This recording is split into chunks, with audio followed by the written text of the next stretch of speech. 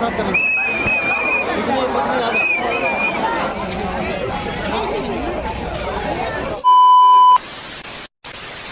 কথায় আছে যে কোনো শুভ কাজের আগে মিষ্টি মুখ করা উচিত, তাই আমি এখন এই চকলেটটা খেয়ে আমার মুখটাকে মিষ্টি করব।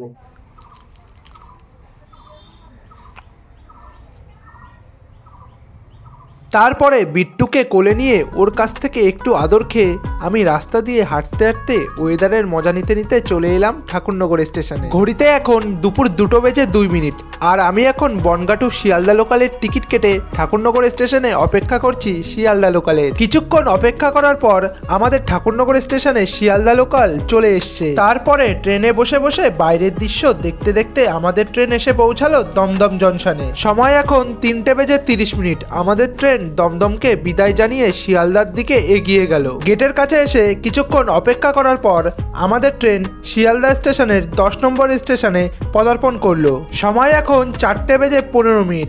আমরা এখন শিয়ালদা স্টেশন থেকে বাইরে বেরিয়ে যাচ্ছি হাওড়ার বাস ধরার উদ্দেশ্যে। কিছুক্ষণ হাঁটাহাঁটি করার পর আমি বাসে উঠে নিজের সিটে বসে পড়লাম।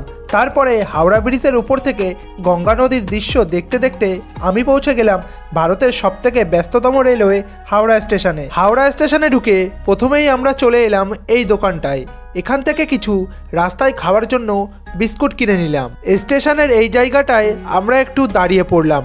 উপরে যেই ফ্যানগুলো দেখতে পারছো এই ফ্যানগুলোতে প্রচুর হাওয়া হয়, তাই আমরা এর নিচে দাঁড়িয়ে একটু হাওয়া খাচ্ছিলাম। সময় এখন 5:23 আর আমি চলে এলাম হাওড়া স্টেশনের 11 নম্বর প্ল্যাটফর্মে।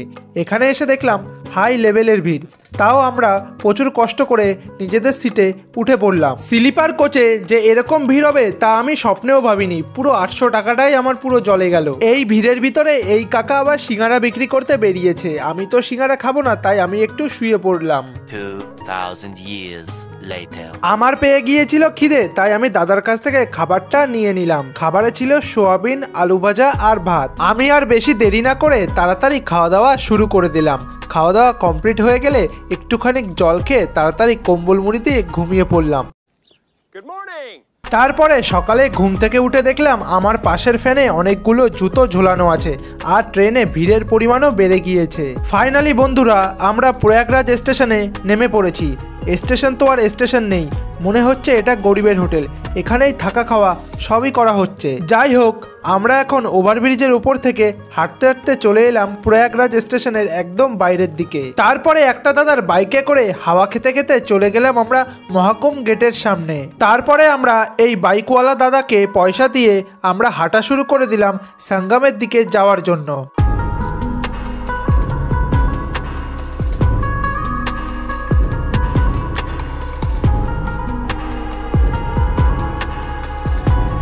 রোদের ভিতরে টানা 6 কিলোমিটার হেঁটে ফাইনালি আমরা সঙ্গম গেটের সামনে চলে এসেছি।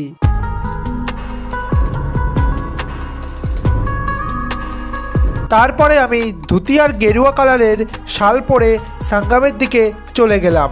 তারপরে মহাদেবের নাম নিয়ে সঙ্গমে ডুবকি লাগালাম। সঙ্গমে ডুবকি লাগানোর পর মনে হলো সারাদিনের ক্লান্তি ও পরিশ্রম 1 সেকেন্ডে সবই দূর হয়ে গেল। এই দেখো আমার সাথে সাথেও লক্ষ লক্ষ মানুষ সঙ্গমে স্নান করছে। তারপরে আমি গা হাত পা মুছে নিয়ে রেডি হয়ে বেরিয়ে পড়লাম স্টেশনে যাওয়ার উদ্দেশ্যে।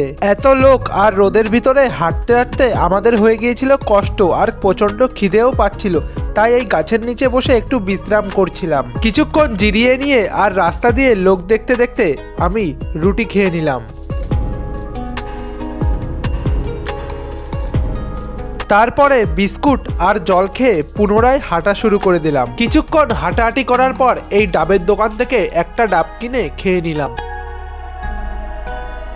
ডাবের জল খেয়ে আমার গায়ে তো আলাদাই একটা এনার্জি চলে এসছে, তাই আমি তাড়াতাড়ি হাঁটতে হাঁটতে চলে এলাম প্রয়াগরাজ স্টেশনের সামনে। এখানে এসে দেখি সবাই রাস্তার মাঝখানে বসে আছে, তাই আমিও তাদের পাশেই বসে পড়লাম। তারপরে আমি চলে এসেছি প্রয়াগরাজ স্টেশনের ওয়েটিং রুমে। ওয়েটিং রুমের এইখান থেকে একটা কফি নিয়ে খেয়ে ফেললাম।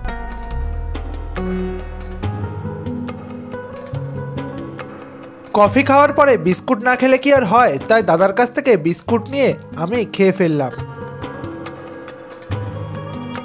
ঘড়িতে এখন সময় ভোর 3:50 আর আমি এখন চলে এসেছি প্রয়াগরাজ স্টেশনে।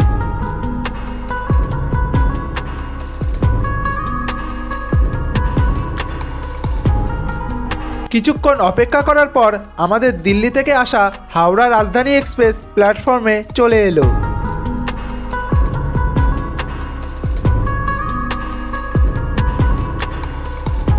ট্রেনে যখন উঠেছি তখন সময় হলো ভোর 4:30। তাই আর বেশি দেরি না করে সবাইকে গুড নাইট জানিয়ে রাজধানী এক্সপ্রেসের কম্বল গায়ে দিয়ে ঘুমিয়ে পড়লাম। তারপরে সকালে ঘুম থেকে উঠে আমার তো খুবই ভালো লাগছিল। ট্রেন থেকে একটা জল দিয়েছিল, তাই জলটা খেয়ে নিলাম। তারপরে ব্রেকফাস্টে খেলাম কলা আর কফি। তারপরে দাদা এনে দিয়েছিল উপমা আমি আগে কোনোদিনও খাইনি, তাই সেটাকে খুলে খেয়ে নিলাম। আমার মোটামুটিই লেগেছিল।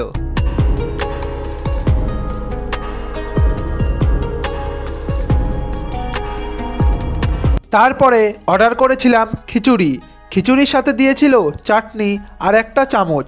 খিচুড়িটার দাম নিয়েছিল মাত্র 50 টাকা। তারপরে চামচ দিয়ে খিচুড়িটার সাথে চাটনি লাগিয়ে আমি খেয়ে ফেললাম।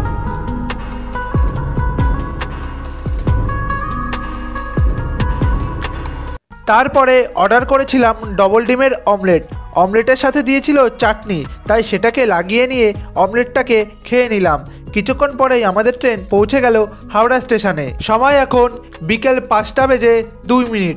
আর আমি হাওড়া স্টেশন থেকে বাসে করে হাওড়া ব্রিজের ওপর দিয়ে গঙ্গা নদীর সুন্দর দৃশ্য দেখতে দেখতে আমি চলে যাচ্ছি বাড়ির দিকে।